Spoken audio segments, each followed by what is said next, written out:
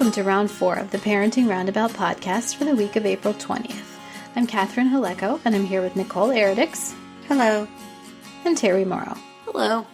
As moms of teens and young adults, we've survived those little kid days, yet we're still rethinking the decisions we've made all through our kids' lives and worrying about what's going on right now. Today's Thursday, which means it's time to give into our obsessing. And we are thinking about teens in the time of coronavirus. Aww. There was an article on CNN kind of talking about how hard this has been on kids, who really rely on school and their social lives as a source of identity and, are having to deal with cancellations of everything they've been looking forward to for years.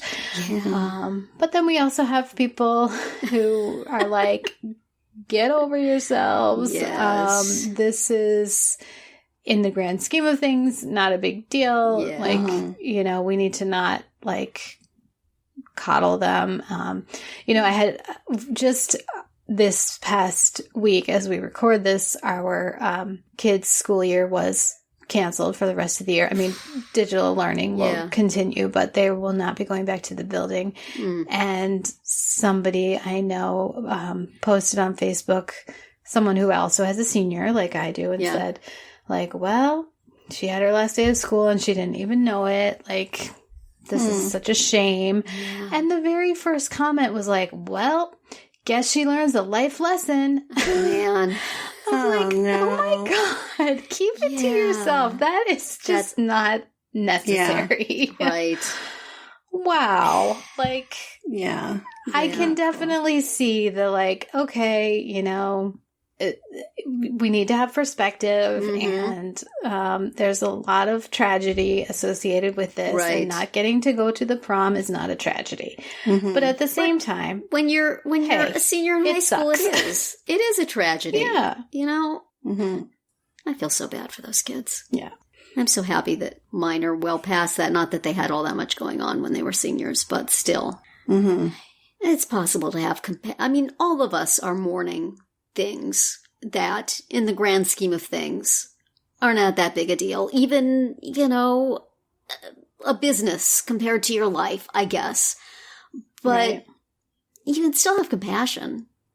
You can still wait, for 20 comments to go by before you say your nasty thing. Hide it ways in the to behave here, people. I was shocked. I did not know the person who said it, and I just wanted to punch her. I was like, come on. Yeah. You can think necessary. That. Fine, go ahead and think it. Don't say it. Ugh. Yeah. My daughter's old trombone tutor who works she's like an assistant marching band director. And so coming at things from, in marching band, there's a lot of pick yourself up by your bootstraps and move along. Don't dwell on stuff. So I think that's her tone. But I know she had this post that said, if you have kids who are missing out stuff, don't throw them a pity party. And I said, well, that's really harsh. And I moved on.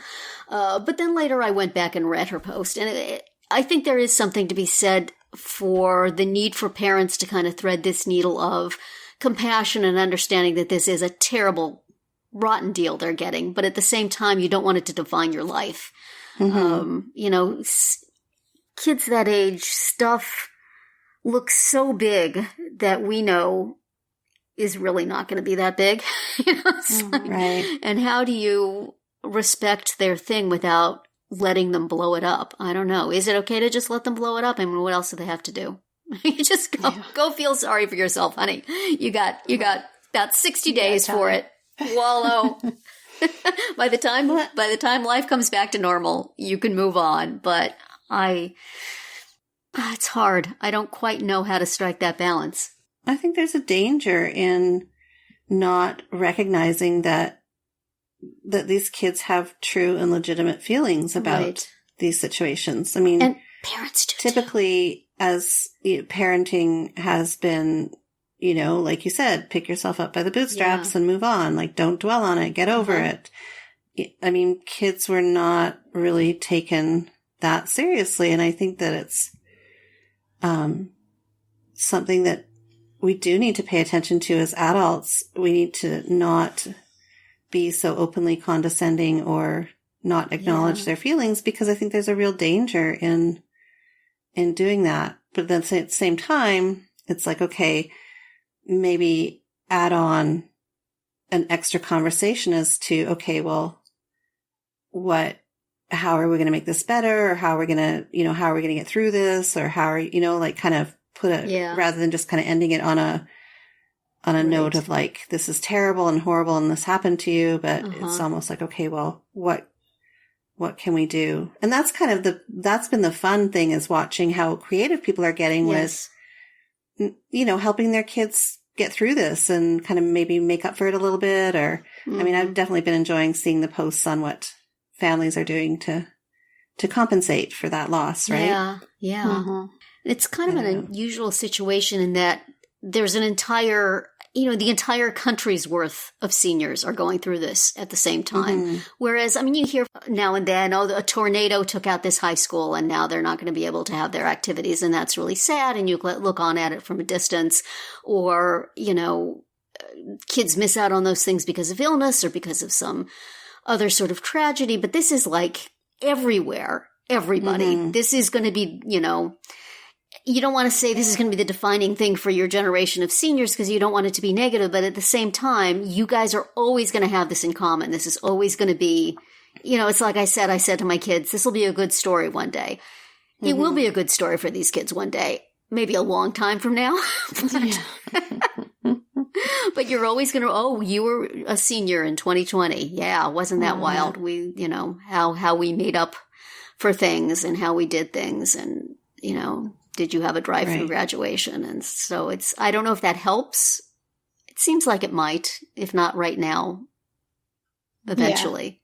Yeah, eventually. It's not, you can't really feel too picked on when absolutely everybody is dealing with the same thing. I think too, it's also very cultural, because like, for example, seniors in Canada don't have, like many seniors in Canada don't celebrate their senior year the way the American kids do, right? Uh-huh. So it's a very regional and cultural experience that the kids are having too, and maybe helping them put some perspective on that. I don't know. Yeah, that's true. But it's, if you were one of the ones, I mean, especially like if you were super involved in high school, if you were an athlete, if you were every year we have this big academic achievement awards. And if you're an academic achievement award winner for 4 years, you get some special recognition your senior year. And of course, athletes get their special recognition.